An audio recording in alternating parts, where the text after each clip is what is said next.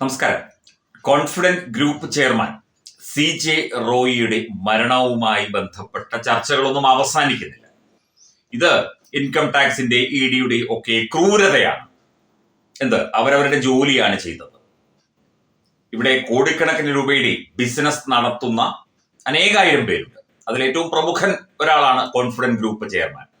അദ്ദേഹത്തിന്റെ ഇടപാടുകളെ കുറിച്ചും അദ്ദേഹത്തിന്റെ മറ്റ് സംവിധാനങ്ങളെ കുറിച്ചുമൊക്കെ പരിശോധിക്കേണ്ട ചുമതല ഉള്ള, അതിനുവേണ്ടി ശമ്പളം വാങ്ങുന്ന ഉദ്യോഗസ്ഥരാണ് പരിശോധനയ്ക്ക് എത്തിയത്. മാത്രമല്ല, നമുക്കറിയാം ഇൻകം ടാക്സിന്റെയും EDയുടെയും ഒക്കെ റെയ്ഡുകൾ ഇടിച്ചു കയറി പോലീസുകാരൊന്നും റെയ്ഡ് നടത്തുന്നത് പോലെ അല്ല.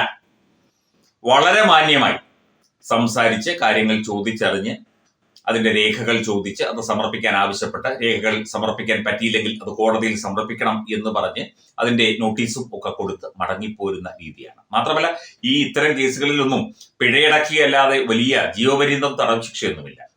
പിന്നെ ഇദ്ദേഹത്തെ ചോദ്യം ചെയ്തത് തലേ ദിവസമാണ്. ഇദ്ദേഹം മരിക്കുന്നതിന്റെ തലേ ദിവസം ആണ് ഇദ്ദേഹത്തെ ചോദ്യം ചെയ്തത്. ശരിക്കും വ്യാഴാഴ്ച, വെള്ളിയാഴ്ചയാണ് ഇദ്ദേഹം മരിക്കുന്നത്. വെള്ളിയാഴ്ചയും IT ഉദ്യോഗസ്ഥർ അവിടെ എത്തിയിരുന്നു. ഏതോ രേഖ എടുക്കാൻ അകത്തേക്ക് പോയി 15 മിനിറ്റ് കഴിഞ്ഞ് ആ സമയത്താണ് ഇദ്ദേഹം സ്വയം വെടിവെച്ച് മരിച്ചത് എന്നാണ് റിപ്പോർട്ടുകൾ. മാത്രമല്ല, തനിക്ക് ഒളിക്കാൻ എന്തെങ്കിലും ഉണ്ടെങ്കിൽ മാത്രമല്ലേ ഇത്തരത്തിൽ ഒരു നടപടി കാണിക്കേണ്ടതുള്ളൂ. മരിച്ചുപോയാളെ കുറ്റം പറയുകയല്ല, പക്ഷേ സുതാര്യമായ രീതിയിൽ ബിസിനസ് നടത്തുന്ന ധാരാളം പേരുണ്ട്, സുതാര്യമല്ലാത്ത രീതിയിലുമുണ്ട്. അവരെയൊക്കെ തന്നെ കൃത്യമായി പരിശോധിക്കുകയും വേണ്ട നടപടികൾ കൈക്കൊള്ളുകയും ഒക്കെ ചെയ്യുന്ന കേന്ദ്ര ഏജൻസികൾ കാരണമാണ്, അവരുടെ പീഡനം കാരണമാണ് ഇദ്ദേഹം ആത്മഹത്യ ചെയ്തത് എന്നൊക്കെ പറഞ്ഞ് സമൂഹ മാധ്യമങ്ങളിൽ ചർച്ച ചെയ്യുന്നത് എന്തൊരു നാണം കെട്ട നെറികെട്ട പരിപാടിയാണ്. അവരവരുടെ ജോലി ചെയ്യണ്ടേ?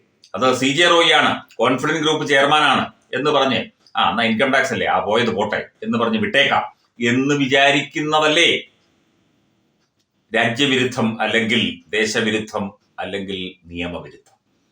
ഇത് കൃത്യമായി നിയമം അനുശാസിക്കുന്ന കാര്യങ്ങൾ അദ്ദേഹത്തോട് പറയുന്നു, രേഖകൾ ആവശ്യപ്പെടുന്നു.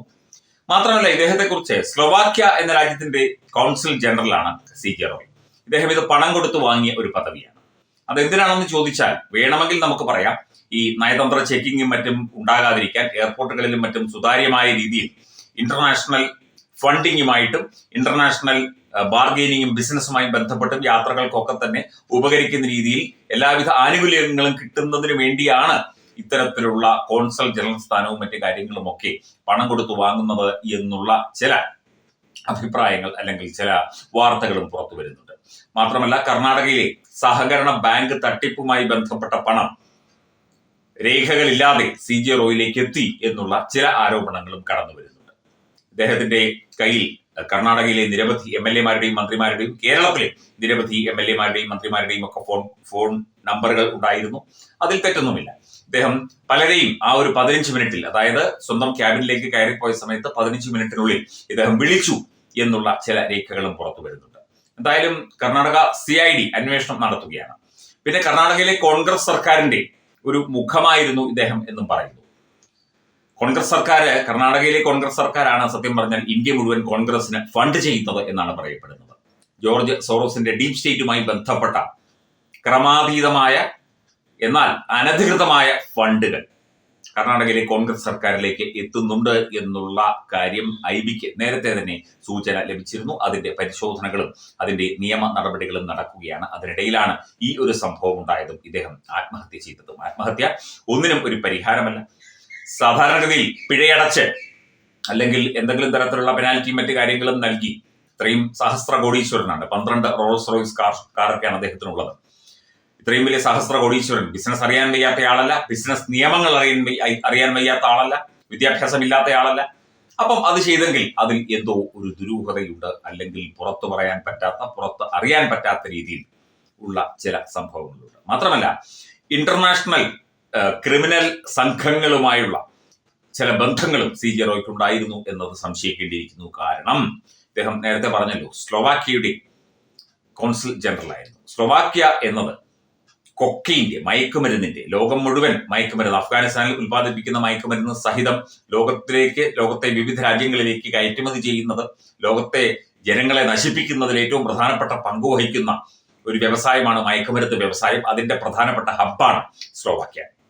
ഈ സ്ലോവാക്യൻ ബന്ധം ഒരുപാട് തരത്തിൽ പലരും ഉപയോഗപ്പെടുത്തുന്നുണ്ട്. അങ്ങനെ ഉള്ള പണവും ഒക്കെ അതിന്റെ വിഹിതവും ഒക്കെ തന്നെ ഇദ്ദേഹത്തിന് CJ റോയിക്ക് ലഭിച്ചതായുള്ള ചില സംശയങ്ങളും അവിടെ ബാക്കി നിൽക്കുന്നു. എന്തായാലും മരിച്ചുപോയി, ആത്മഹത്യ ചെയ്തു. അന്വേഷണം തുടരുകയാണ്. എന്തായാലും അദ്ദേഹത്തിന്റെ രേഖകളും അദ്ദേഹത്തിന്റെ ബിസിനസ് സംബന്ധമായ രേഖകളും മറ്റു കാര്യങ്ങളും അത് ഏത് രീതിയിൽ സൂക്ഷിച്ചു വെച്ചാലും ഏത് തരത്തിലുള്ള ബന്ധങ്ങളാണെങ്കിലും അതൊക്കെ തന്നെ പുറത്തു വരും. വ്യക്തമായ അന്വേഷണം ഈ ഒരു കാര്യത്തിൽ നടക്കും എന്നുള്ള കാര്യം ഉറപ്പാണ്. EDയെയും ITയെയും ഒക്കെ കുറ്റപ്പെടുത്തിക്കൊണ്ട്, കേന്ദ്ര സർക്കാരിനെ കുറ്റപ്പെടുത്തിക്കൊണ്ട്, മോദിയെ ചീത്ത വിളിച്ചുകൊണ്ട് കിടന്ന് കാറിയിട്ട് പോയിട്ടും കാര്യമൊന്നുമില്ല. ഏത് പൊന്നുതമ്പുരാനാണെങ്കിലും EDയും ITയും ഒക്കെ എത്തും, പരിശോധിക്കും, നടപടിയെടുക്കും. അതിൽ ആത്മഹത്യ ചെയ്തു എന്ന് വിചാരിച്ച് കൃത്യമായ രേഖകളുള്ള ആളാണ് അല്ലെങ്കിൽ എല്ലാം സുതാര്യമായി ചെയ്യുന്ന ആളാണ് എന്നൊന്നും നമുക്കാർക്കും പറയാൻ പറ്റില്ല.